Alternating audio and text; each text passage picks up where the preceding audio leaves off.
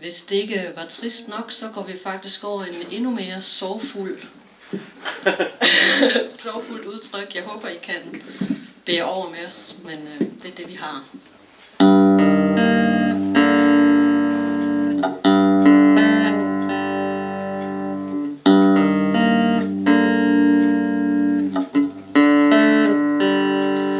Min sorg koster væde, den er 2 liter hver. Den er 1 år hver, den er 25 skrig hver.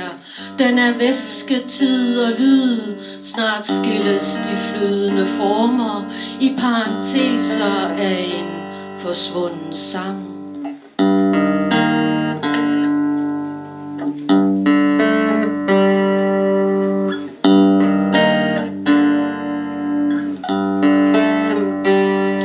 Min fleksibilitet koagulerer træt i klumper, mens lyden af en hypermobil stemme klapper i.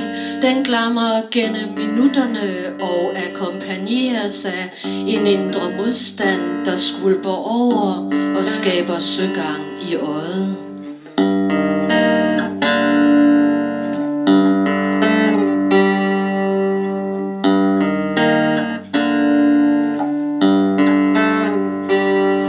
Kan sorgen tie stille, mens livet lyder som knuste æggeskaller?